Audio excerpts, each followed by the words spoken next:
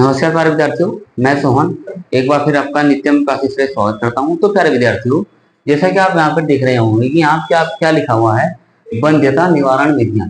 इससे पहले लेक्चर में मैंने क्या कराया था आपको, वंध्यता क्या होती है और वंध्यता के कारण क्या होते हैं, महिलाओं में भी और पुरुषों में भी। तो आज हम जानेंगे कि वंध्यता निवारण की ऐसी कौन कौन सी विधियां हमारे पास है।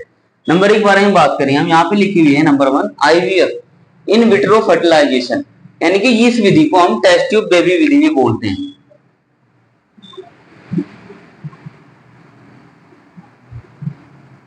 टेस्ट ट्यूब बेबी विधि भी, जो हमारा टेस्ट ट्यूब बेबी है वो IVF पद्धति द्वारा ही क्या होता है, प्रयोग में लाया जाता है। अब देखिए इन विट्रो फर्टिलाइजेशन क्या होता है कि इसमें क्या होता है, ये एक ऐसी महिलाओं के ऊपर प्रयोग किया जाता है जिन महिलाओं की फैलोपियन ट्यूब क्या होती है, क्षतिग्रस्त होती है। क्या होती है, जिन महिलाओं की फैलोपियन ट्यूब क्या होती है भाई, क्षतिग्रस्त होती है। और क्षतिग्रस्तता के कारण क्या होती है, हमारी वंध्यता।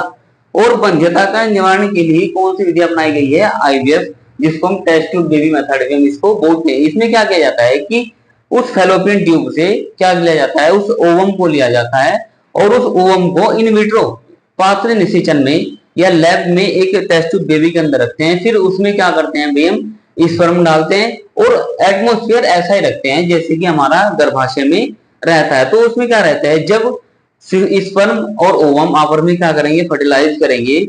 और जब वो फर्टिलाइज है तो पहला विदलन होगा 1 से 2 कोशिका, 2 से 4, 4 से 8, 8 से 16, 16 से 32। जब वो भ्रूण 32 कोशिका हो जाता है तो इस मेथड द्वारा उस भ्रूण को माता के गर्भाशय में ट्रांसफर कर दिया जाता है। इस प्रकार जो उत्पन्न जो संतान होती है उसका नाम क्या होता है, टेस्ट ट्यूब बेबी। क्या कहते हैं उसको हम, टेस्ट ट्यूब बेबी। क्लियर बात। और पहले टेस्ट ट्यूब बेबी का नाम क्या था, लुई जो ब्राउन। बताएंगे हम आप इसको बारे में कि पूरा मेथड क्या है, धीरे से बताएंगे। नंबर एक बात। नंबर दूसरी बात क्या लिखी है भाई, सैरोगेट मदर। क्या है, सैरोगेट मदर। अब ये वंध्यता निवारण में भी ये मोस्ट इंपोर्टेंट मेथड होता है। इसमें क्या होता है कि किसी भी महिला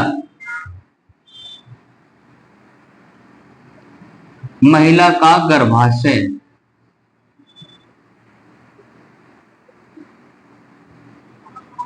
किराए पर लिया जाता है।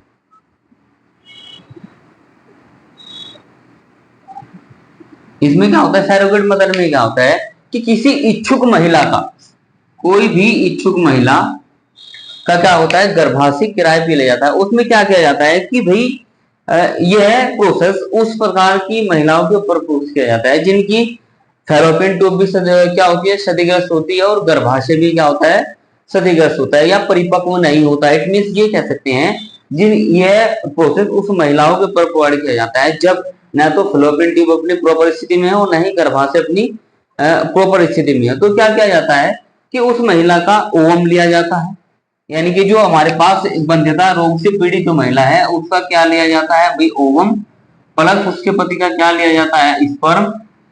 ठीक है, फिर इन दोनों का IVF किया जाता है। क्या किया जाता है, IVF किया जाता है।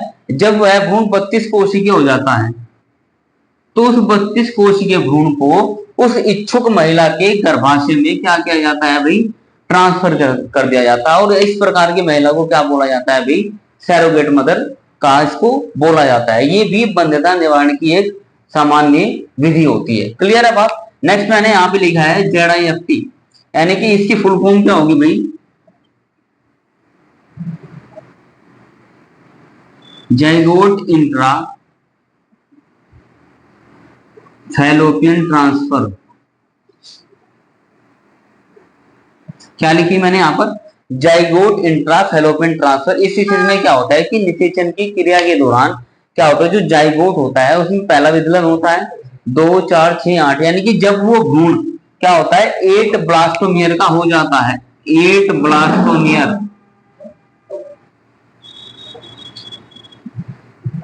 तो उस 8 ब्लास्टोमियर भ्रूण को माता के गर्भाशय में या फैलोपियन ट्यूब में स्थानांतरित कर दिया जाता है और गर्भधारण की प्रक्रिया दोबारा स्टार्ट हो जाती है। नेक्स्ट मैंने लिखा है यहाँ पर कृत्रिम गर्भाधान।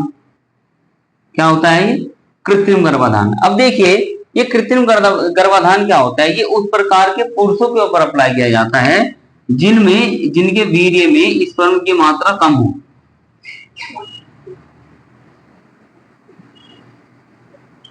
वीर्य में स्पर्म की मात्रा कम हो, इट मीन्स वो ओलिगोस्पर्मिया से पीड़ित हो। अगर इस प्रकार के पुरुषों का क्या लिया जाता है, वीर्य, और उस वीर्य को क्या किया जाता है, सांद्र यानी कि गाढ़ा किया जाता है। फिर उस वीर्य को प्लस किसमें फर्टिलाइज कराते हैं, ओवम में। उसके बाद क्या होता है, इन दोनों से क्या बनता है, हमारा जाइगोट।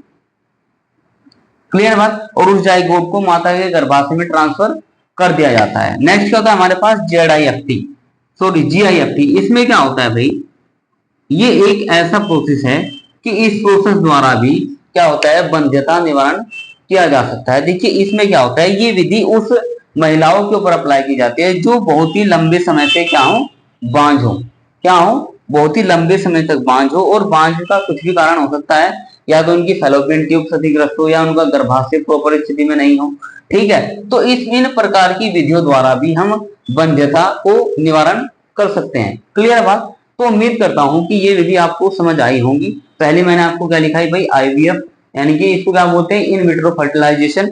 इसका फुल फॉर्म आप लिख सकते हैं भाई, इन विट्रो फर्टिलाइजेशन, यानी कि उसको हम टेस्ट ट्यूब बेबी मेथड भी इसको हम बोलते हैं।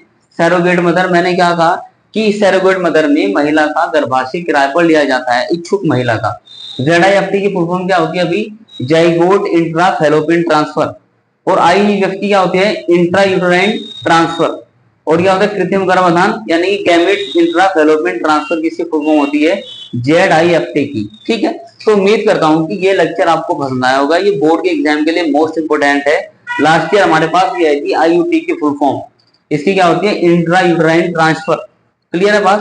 तो इसी प्रकार नित्यम क्लासेस के साथ जुड़े रहिए और अपना भरोसा बनाए रखिए। नमस्कार।